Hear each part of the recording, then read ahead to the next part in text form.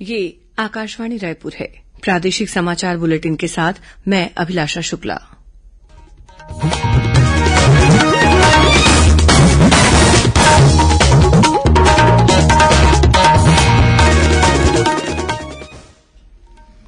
और अब पेश है आज के मुख्य समाचार। मुख्यमंत्री ने अगले वित्तीय वर्ष के लिए पेश किया 1,04,000 करोड़ रुपए का बजट। राज्य सरकार के शासकीय कर्मचारियों के लिए पुरानी पेंशन योजना बहाल की गई। व्यापम और राज्य लोक सेवा आयोग द्वारा ली जाने वाली प्रतियोगी परीक्षाओं में भाग लेने वाले राज्य के उम्मीदवारों की परीक्षा फीस माफ की जाएगी। विधायक निधि को दोगुना करने के साथ ही पंचायत प्रतिनिधियों का मानदेय भी बढ़ाया गया। भारतीय जनता पार्टी ने आज पेश किए गए बजट को लोक लुभावन घोषणाओं का पुलिंदा बताते हुए कहा कि ये प्रदेश को उधार के अर्थतंत्र की दिशा में धकेलने वाला साबित होगा। और आयकर विभाग की टीम ने छत्तीसगढ़ के 2 बड़े व्यवसायियों के कई ठिकानों पर आज छापा मारा।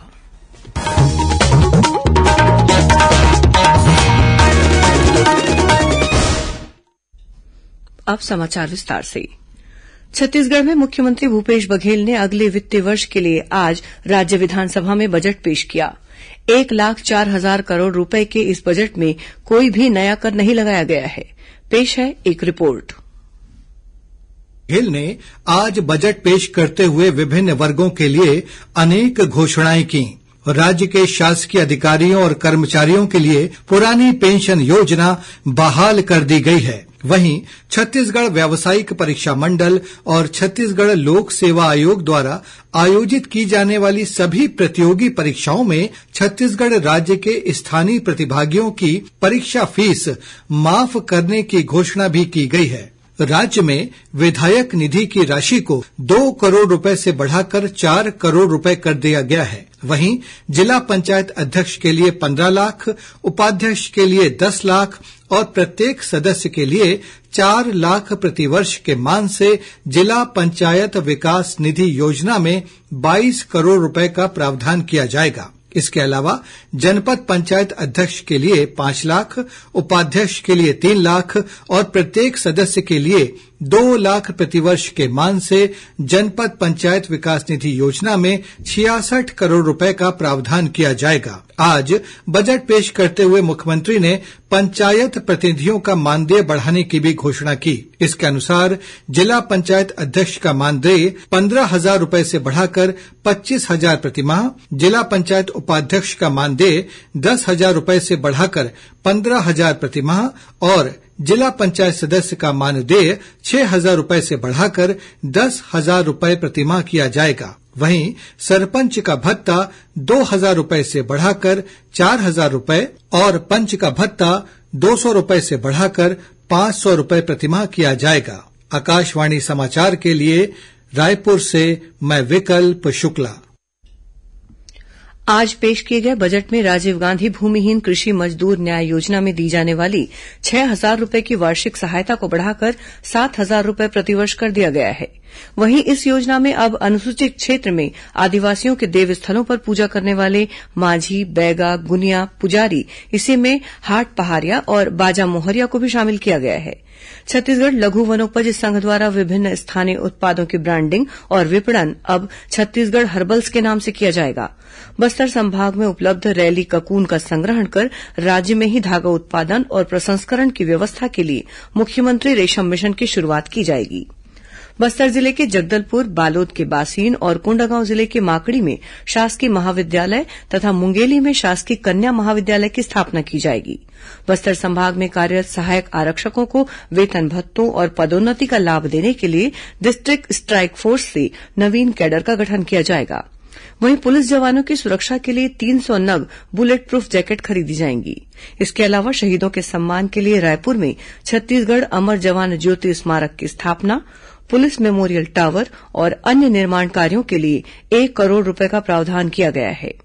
वहीं राजस्व संग्रहण विभागों में प्रचलित कराधान अधिनियम नियम, कर दरों, आंकड़ों के विश्लेषण और समीक्षा द्वारा राजस्व में वृद्धि के लिए करावर्धन प्रकोष्ठ का गठन किया जाएगा।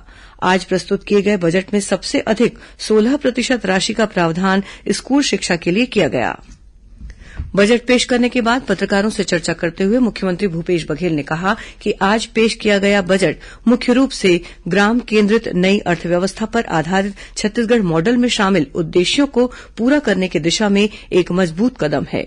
उन्होंने कहा कि छत्तीसगढ़ मॉडल का मुख्य उद्देश्य यह है कि किसानों, मजदूरों सहित आम जनता की आमदनी बढ़े और उनकी जेब में पैसा आए। इससे उद्योग और व्यापार में अपने आप ही बढ़ोतरी होगी।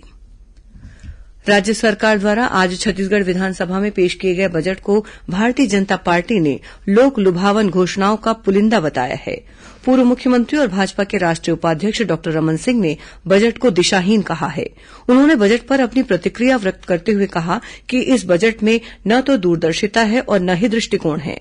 डॉक्टर सिंह ने कहा कि इस बजट में महिलाओं, बेरोजगार युवाओं, किसानों, मजदूरों, बुजुर्गों और बेटियों के लिए निराशा के सिवा कुछ नहीं है। वहीं भाजपा के प्रदेश अध्यक्ष विष्णुदेव साय ने कहा कि आदिवासियों के सर्वांगीण विकास, सम्मानजनक जीवन स्तर और उनकी पूरी सुरक्षा को लेकर यह बजट मौन है।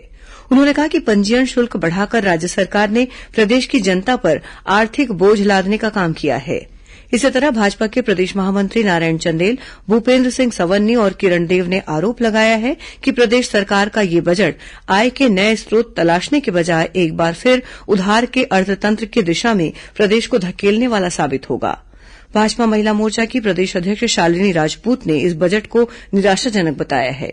उन्होंने कहा कि महिलाओं की सुरक्षा और सम्मानपूर्वक जीवनयापन की गारंटी देने में यह बजट विफल है। प्रादेशिक समाचार आप आकाशवाणी रायपुर से सुन रहे हैं। संसद के बजट सत्र का दूसरा चरण 14 मार्च से शुरू हो रहा है। कोविड के मामलों में कमी को देखते हुए दोनों सदनों की कार्यवाही दिन में 11 बजे से शुरू होगी।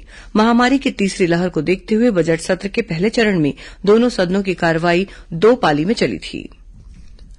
आयकर विभाग की टीम ने छत्तीसगढ़ के 2 बड़े व्यवसायियों के कई ठिकानों पर आज एक साथ दबिश दी। छापे की यह कार्रवाई रायपुर, कवर्धा, जशपुर, बिलासपुर, रायगढ़ और दुर्ग सहित कई जिलों में 6 से अधिक स्थानों पर की जा रही है। आयकर विभाग की इस कार्रवाई में 500 से अधिक अधिकारी और कर्मचारी शामिल हैं। आयकर विभाग की टीम कारोबारियों के ठिकानों पर दस्तावेजों की जांच में जुटी है। बताया जाता है कि आयकर विभाग की यह टीम जबलपुर और भोपाल से पहुंची है। समाचार लिखे जाने तक आयकर विभाग की कार्रवाई जारी है।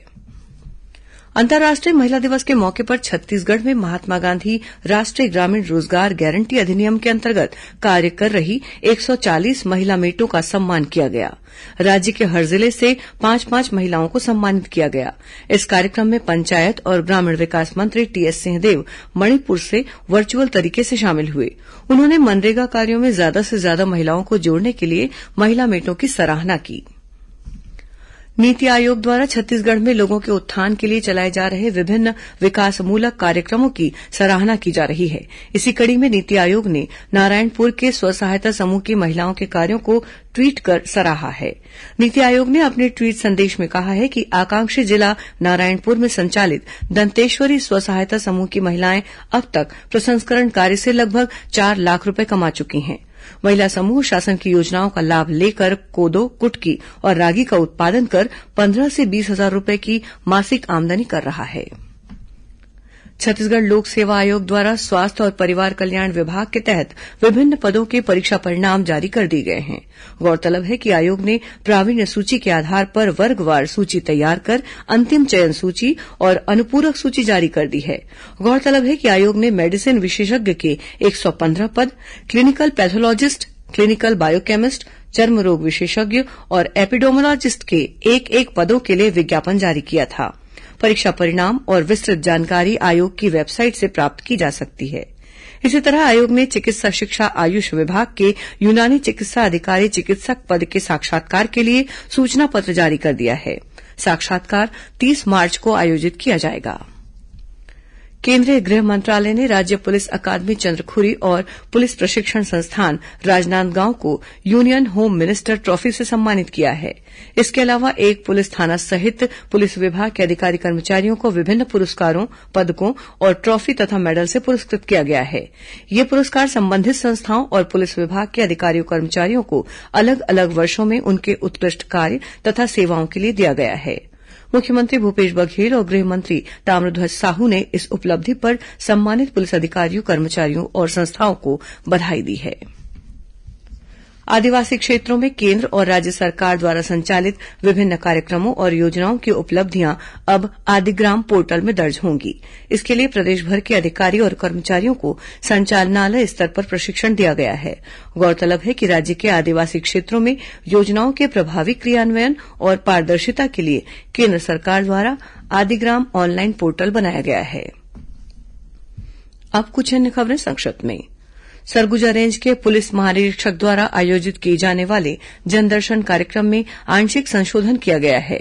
अब ये जनदर्शन प्रत्येक माह की 15 और 30 तारीख को दोपहर 12 बजे से शाम 4 बजे तक आयोजित किया जाएगा।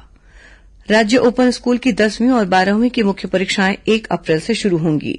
विस्तृत समय सारणी ओपन स्कूल की वेबसाइट पर उपलब्ध है। और राष्ट्रीय क्षय नियंत्रण कार्यक्रम के तहत दुर्ग जिले में आज टीबी जन जागरूकता प्रसार रथ रवाना किया गया।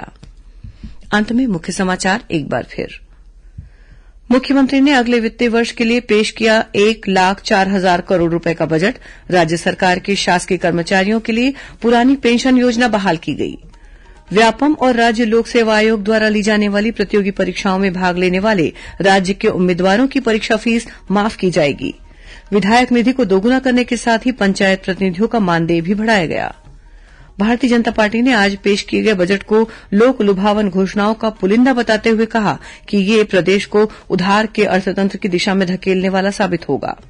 और आयकर विभाग की टीम ने छत्तीसगढ़ के 2 बड़े व्यवसायियों के कई ठिकानों पर आज छापा मारा। इसी के साथ प्रादेशिक समाचार बुलेटिन समाप्त हुआ। नमस्कार।